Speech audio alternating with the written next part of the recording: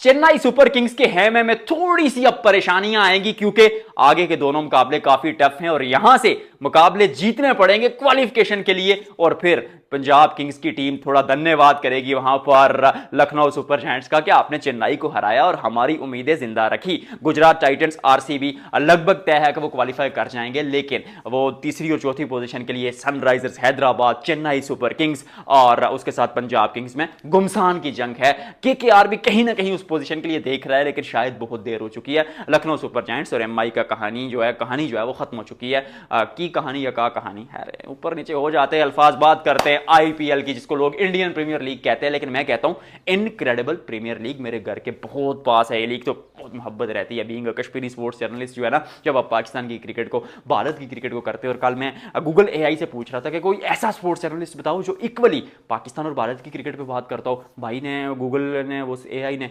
आपके भाई का नाम लिया है, तो मतलब बीइंग स्पोर्ट्स जर्नलिस्ट स्पोर्ट्स को स्पोर्ट्स पर रखकर बातें करते हैं। जो जंग हो रही है या जो पॉलिटिकल इश्यूज हैं या लोग नहीं मरने चाहिए कहीं भी, being human as a human या ह्यूमैनिटी को सामने रखते हुए मैं ये बात कहूंगा कि लोग नहीं मरने चाहिए। हम उसके कभी भी हक में नहीं है, चाहे वो पाकिस्तान में मरे, भारत में मरे या कश्मीर में मरे या इवन सीरिया में मरे, कहीं मरे। तो वो एक चीज अलग, लेकिन पॉलिटिक्स के सेंटिमेंट्स पर बात करना, किसी के आर्मी के खिलाफ बात करना, किसी के लोगों के वो जज्बात के खिलाफ बात करना, वो हमारी डोमेन नहीं है और ना हम बात करेंगे। चेन्नई की खामियों से शुरू करते हैं जी। वो दूसरी तरफ बात चली गई थी, चेन्नई की खामियां नहीं, चेन्नई की परेशानियां, क्योंकि अगले दोनों मैचेस टफ हैं। और जब आपके सामने इस तरह के मैचेस आते हैं और आपके पास आप सोचते हैं कि अब क्या होगा यहां से, क्योंकि अगर आपने हर मुकाबला यहां से जीतना है तो फिर आपके दिमाग में वो सोच आती है कि यार हर मुकाबला जीतने के लिए तो फिर जान जोखनी पड़ेगी। लेकिन ऋतुराज गायकवाड उनके कैप्टन कहते हैं कि ये कहानी शुरू भी तो वहीं से हुई थी। चेन्नई शुरू के 3 मुकाबले हार जाती है, आईपीएल 2026 में पहले 3 मुकाबले हारती है। अब फैंस उम्मीद हार जाते हैं, गमो गुस्से का इजहार करते हैं कि इतनी रिच लेगेसी है हमारी लेजेंडरी फ्रेंचाइज को, आपने क्या बना दिया। वहां से कम करती है चेन्नई आयुष महात्रे के चलते, फिर वो इंजर्ड हो जाते हैं। उससे पहले Nathan Ellis, Spencer Johnson, Mahendra Singh Dhoni, कितनी इंजरीज थी, लेकिन फिर भी लड़ाई लड़ी है चेन्नई की टीम ने। और उसका श्रेय जाता है सबसे ज्यादा संजू सैमसन को, जिस मुकाबले में 40 या उससे ऊपर बनाए अब वो जीती है चेन्नई। फिर उर्विल पटेल ने थोड़ा हाथ बटाया, कार्तिक शर्मा ने रन्स बनाए, प्रशांत वीर थोड़े मायूस कर रहे हैं, but I am sure at some stage वो भी परफॉर्म करेंगे। और गेंदबाजी में अंशुल कंबोज ने, हालांकि आखिरी मुकाबले में बहुत मार पड़ी, लेकिन अपने कंधों पर बोझ उठाया गेंदबाजी का। फिर चाहे अकील हुसैन हो, नूर अहमद हो, हर खिलाड़ी ने अपनी काबिलियत से बढ़कर स्टेप अप किया। और यही एक चीज चेन्नई को खास बनाती है और यही मंत्रा चेन्नई का साल हा साल है। अगले आने वाले 2 मैचेस में मुझे ऐसा लगता है कि जीटी के साथ इनका काफी टफ मुकाबला होगा और we shall find out it.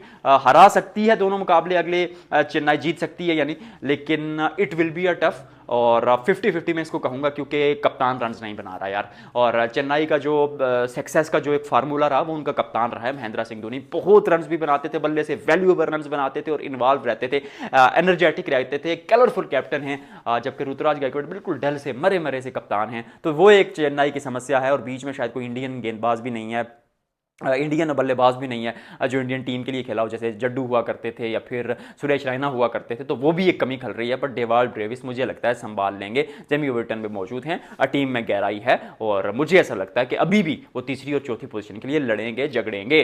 Punjab Kings दोनों मुकाबले जीतने, और एक आरसीबी के अगेंस्ट है, एक आपका सनराइजर हैदराबाद के अगेंस्ट है। दोनों मुकाबले ईजी नहीं है। आरसीबी के मुकाबले में अलबत्ता ये है कि दिन वाला मुकाबला है, तो कहीं ना कहीं आप सोचेंगे कि यूजी चहल का इफेक्ट ज्यादा हो जाएगा, वो थोड़ा पिच सूखी रहेगी, तो शायद बूवी और जोश हेजलवुड जो है वो भी उतने कारगर साबित ना हो। तो आप वो एक सोच लेकर आए, लेकिन सच ये है कि पिछले 2-3 साल में बहुत डोमिनेट किया आरसीबी की टीम ने, यानी रॉयल चैलेंजर्स बेंगलुरु ने पंजाब किंग्स को। तो यहां पर एक दफा फिर चुनौती बहुत तगड़ी है। और फिर सनराइजर्स हैदराबाद, यार सनराइजर्स हैदराबाद की टीम तो आई मीन विस्फोटक टीम है।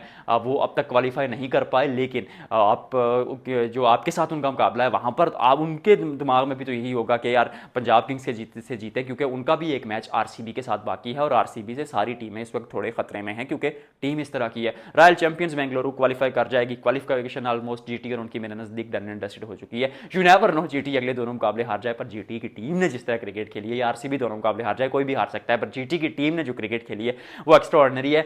बड़े नामों के बगैर जिस तरह एक प्रोसेस के साथ इस टीम को चलाया है शुभमन गिल ने, वेल डन गिल। चाहे जेसन होल्डर हूं, फिर कगिसो रबादा हूं, मोहम्मद सिराज हूं, राशिद खान हूं, ऐसे नाम भी बड़े ही हैं यार, वो अपने पिछले अल्फाज वापस लेता हूं, लेकिन इन खिलाड़ियों ने जिस तरह से परफॉर्म किया, बल्लेबाजी में साई सुदर्शन हो, शुभमन गिल ने खुद परफॉर्म किया है, जोस बटलर रन नहीं बना पा रहे पर क्या फर्क पड़ता है, वाशिंगटन सुंदर तो बना रहे हैं। तो इस टीम ने वो एज अ प्रोसेस, ये वो टीम है जो 200-250 के बारे में सोचती नहीं है, ये पिच देखती है 180 वाली पिच है, 180 पिच वाली पिच पे खुश रहती है। तो आईपीएल बहुत इंटरेस्टिंग हो रहा है। वीडियो को लाइक और शेयर करेंगे और आइंदा मतलब कितने मैचेस आ रहे हैं, KKR-GT का मैच है उसके बारे में तो उसके बारे में भी तो बात करनी है, आरसीबी का मुकाबला है पंजाब किंग्स से, बात करेंगे उस पर। वीडियो को लाइक और शेयर करेंगे। आपसे मिलते हैं अगले व्लॉग में।